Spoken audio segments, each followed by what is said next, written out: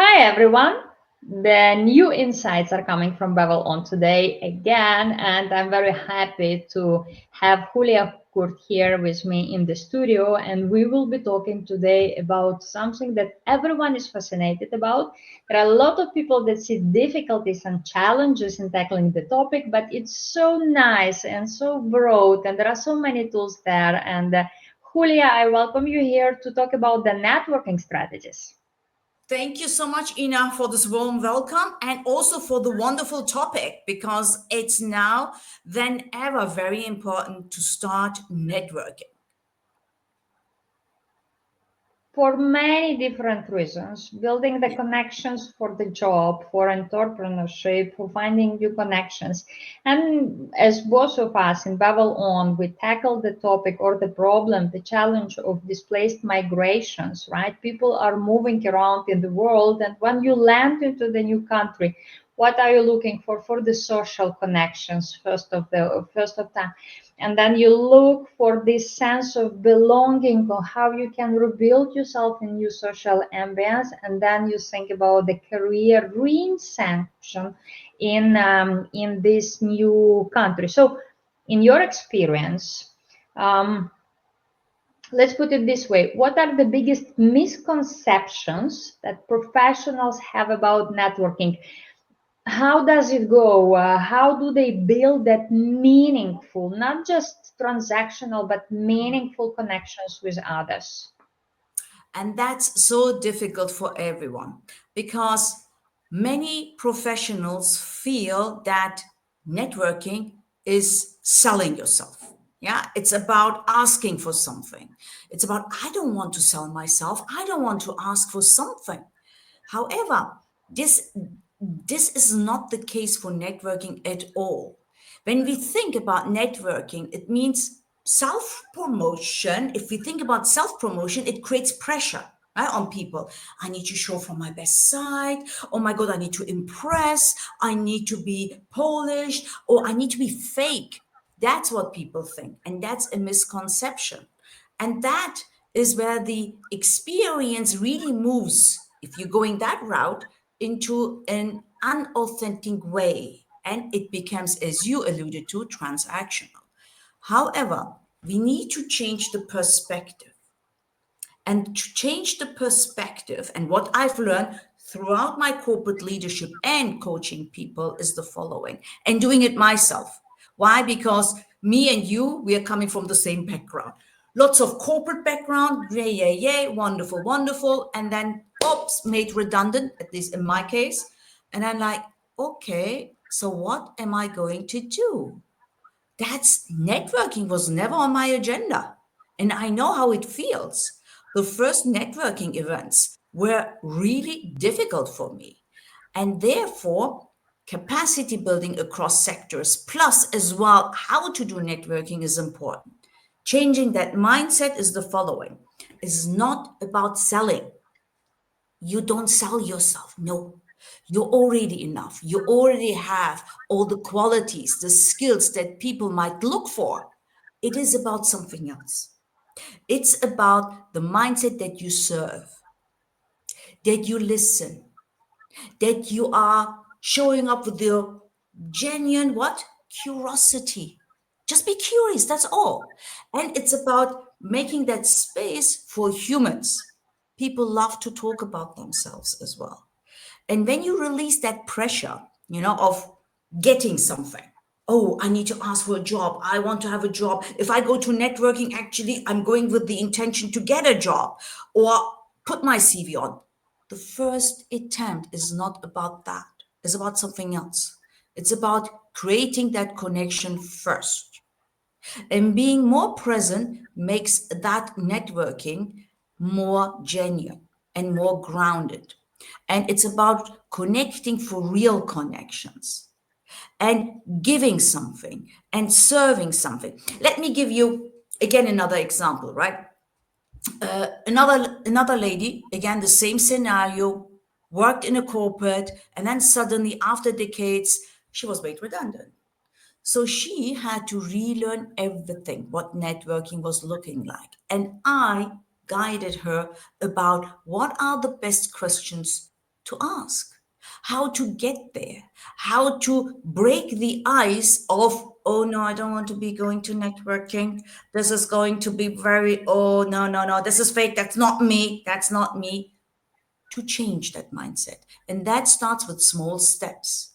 It's not only about shaking hands at conferences like we were used to. You know, when we're working for corporates, you know how it is. You shake hands, yeah, everyone knows, you have got the title, you've got the big company behind you. Now it's you. You are your personal brand. You and yourself, your authentic self. This is what you need to shine.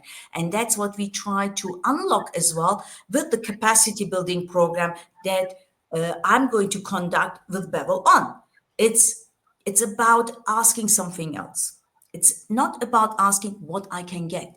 It's about asking how can I contribute? How maybe I can share some resources?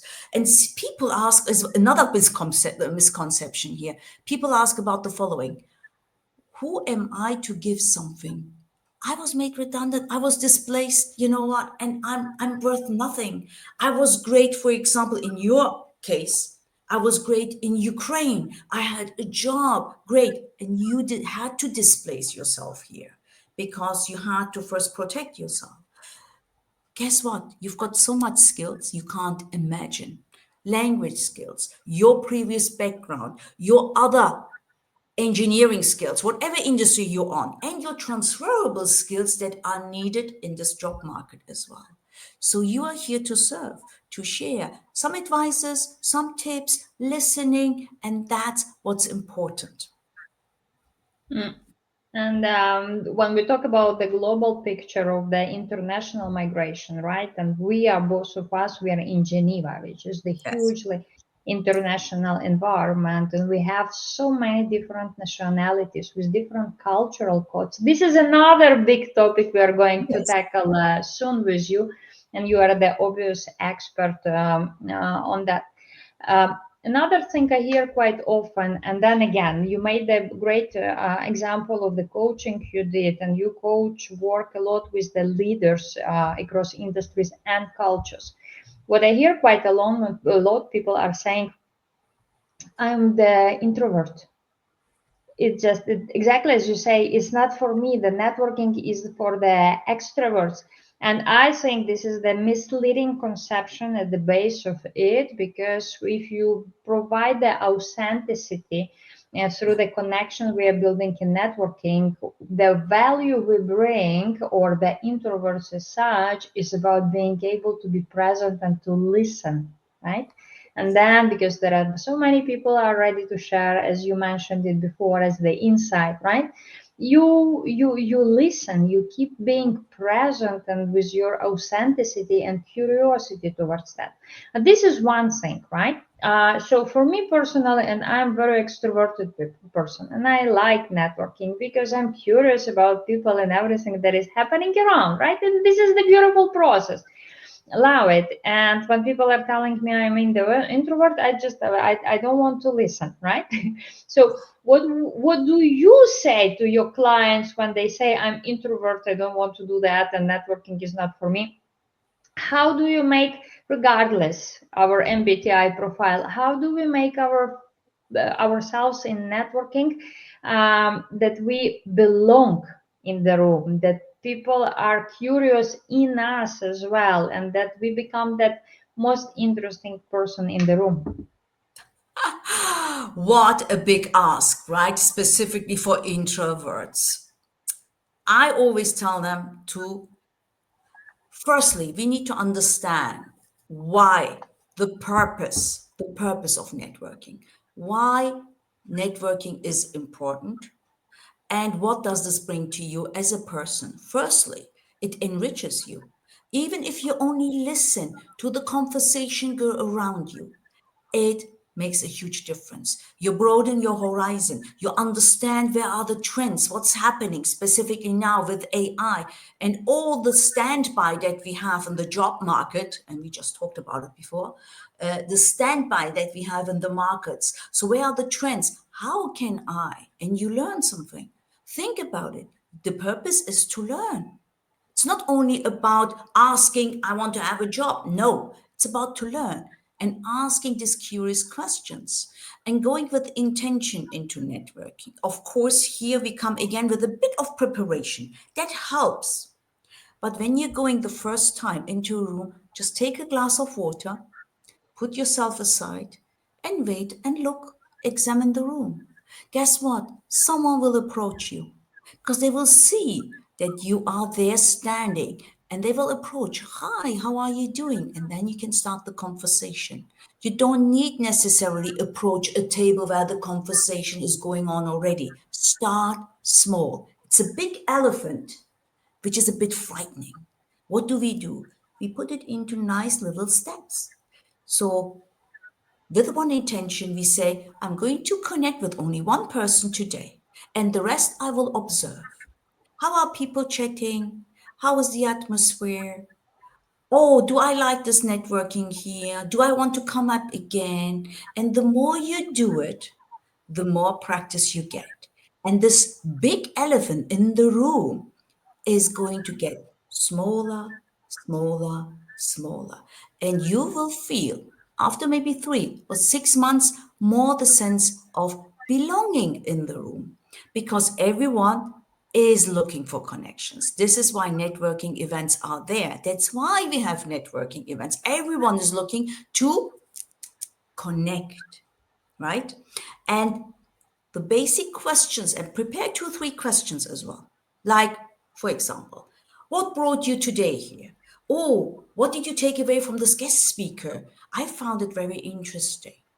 You know, exchange the ideas. What is the other person thinking? It's all about genuine authenticity and curiosity again, but put it into small steps. Don't think that you need to go in there and connect with everyone and approach a table where the conversation is going on. Not at all. We start small, specifically for introverts.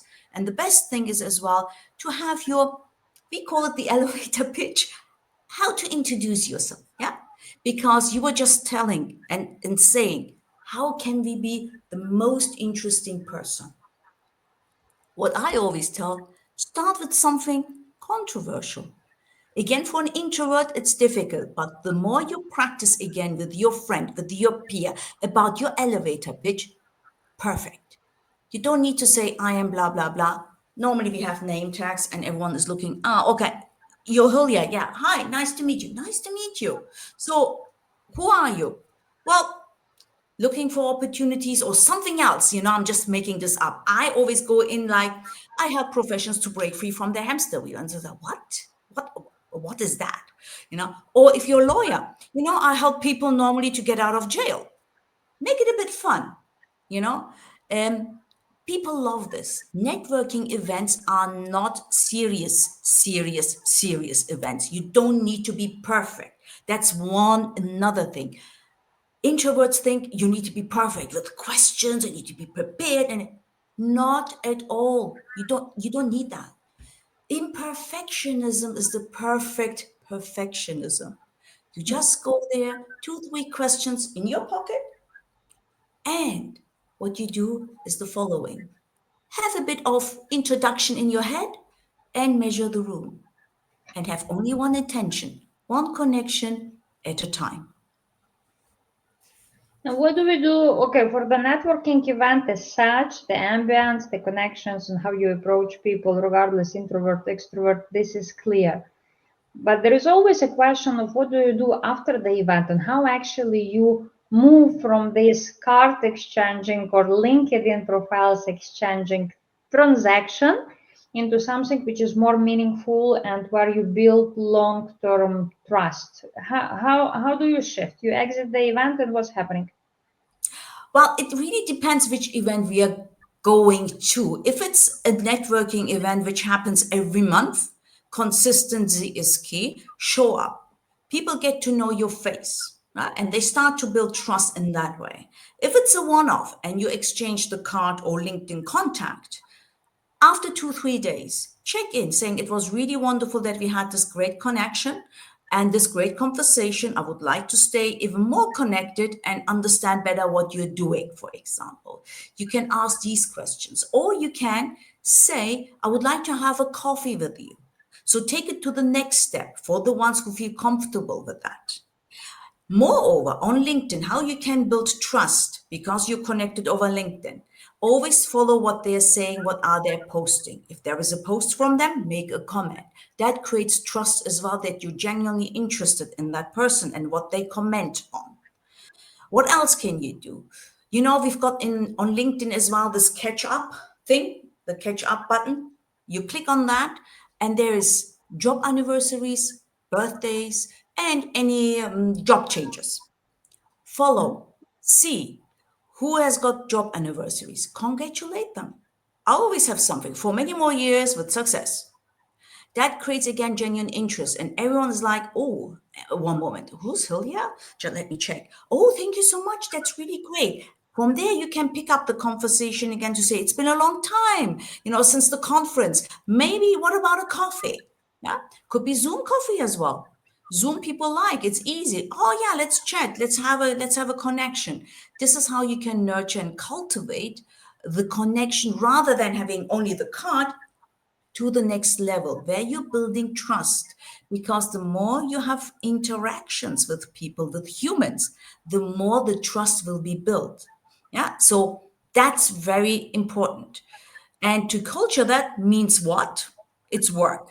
Yeah, it's energy, it's effort, it's follow up, but it is worth it, because following up with intention, it's very, very crucial. You can even share one article, maybe that you wrote, or that you heard, or maybe a book recommendation. Or, oh, hi, James, I just saw this article and I thought you might be interested in that. Oops, you share, and James will say, oh, okay, thank you so much. I appreciate that. Okay. You know, these are little things where you are creating your ecosystem with shared value and not only self interest. And this is what people are actually really, really valuing. It's precious for them. It's not only about your career, it's about your support system. Maybe someone was asking during that networking, hey, you know what? I'm looking for a PA, a virtual PA. And let's make that a scenario. And you've got someone in mind. I know someone, maybe that would be beneficial. If this gets into fruition or not, it's not matter. You give something and you take something. And that's something where you really need to invest time, energy, and a bit of thought of how you approach your nurturing ecosystem online, but also in person. This is very interesting what you are saying. A lot of insights, and thank you for that. You see, there are options. You can do online, you can do offline, but I think persistence and the dedication to this process is the key. And when we talk about trust, and we talk about Switzerland particularly now, right? This is one of the cultural codes. You need to build these long-term relations if you are building your support ecosystem. If you want to land somewhere and people are open to talk to you, they're curious and they want to learn something from you, but this is on you, on what is the process you build for this long term trust based relations. Julia, thank you so much for the insights today and for this live talk. Guys, Julia is one of our precious, insightful, and inspiring trainer in Bevel ON capacity building program, which we run 3 times a year now, 3 months intense program where we talk about personal capacity, we talk about the career strategy and entrepreneurship and upskilling.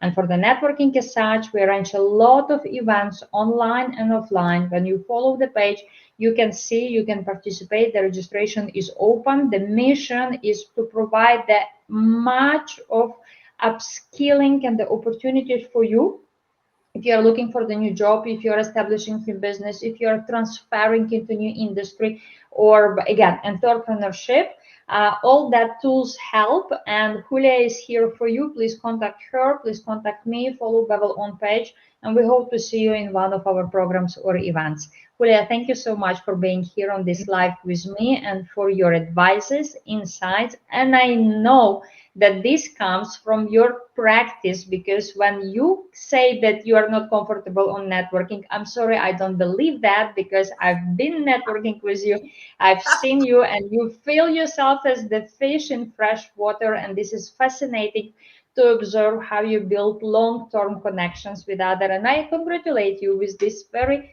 advanced skill you have. Thank you. Thank you so much, Ina. That was in the past, right? But now, of course, it's different. That's what I'm saying. You can be introvert, but you learn it. And another little tip, build your network ecosystem now, not when you need it. When you need it, then you have your support ecosystem ready for you. And when you mentioned about the redundancies, I was made redundant also 6 years ago from the big corporate where I used to work, right?